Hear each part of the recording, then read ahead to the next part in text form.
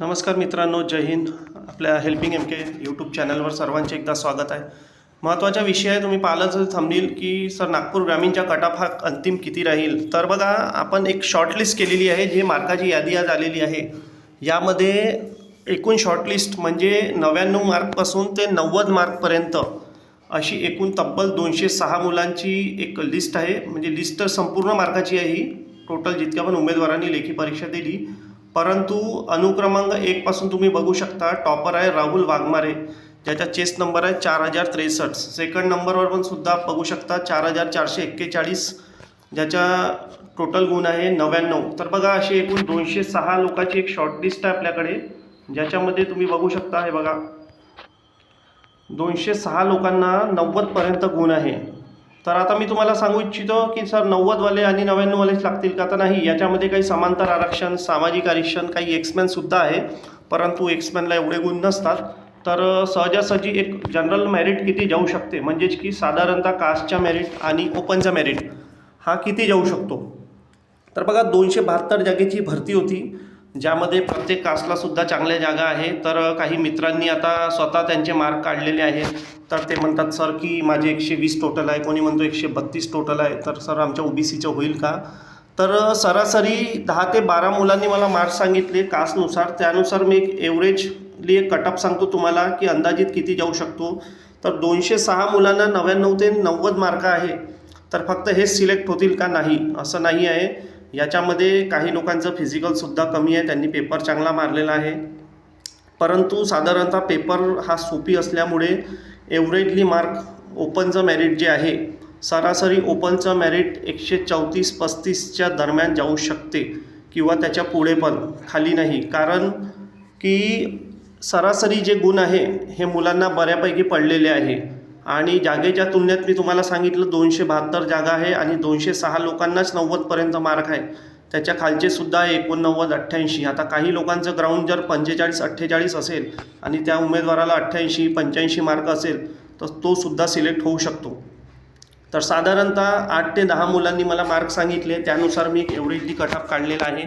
याच्यामध्ये 1-2 गुणांचा तफावत होऊ शकते, बदल होऊ शकते. एक्झॅक्ट मेरिट मी तुम्हाला नाही सांगत, परंतु एक मी जे शॉर्टलिस्ट काढलेली आहे 206 लोकांचे मार्क घेऊन, त्यानुसार कटऑफ सांगितली की ज्यामध्ये ओपनचं मेरिट 134 ते 35 जाऊ शकतो आणि OBCचं मेरिट 131 ते 32 आणि जितक्या पण कास्ट आहे NTD, NTC यासुद्धा 133 ते 34पर्यंत जाऊ शकतात एव्हरेजली मार्क पाहून. आणि SC, ST यांचेसुद्धा मेरिट 130-131च्या दरम्यान, जास्त डिफरन्स राहणार नाही आहे.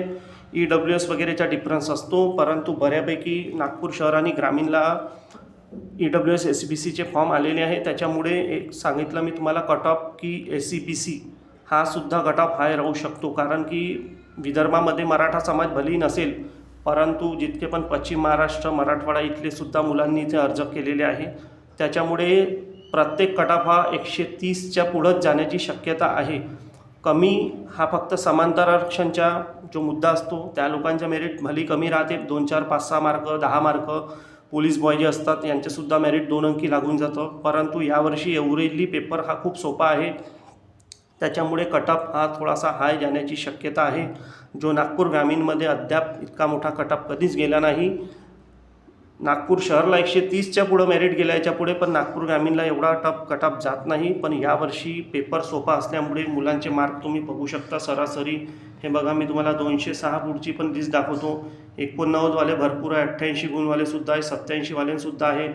तर बघा तुम्ही, 500 मुलं जे आहे हे सरासरी 85 गुणापर्यंत मी तुम्हाला आकडा सांगतो. हा आहे 549. तर 549 मुलांना 85 ते 99पर्यंत गुण आहे आणि जागा आहे आपल्या 272.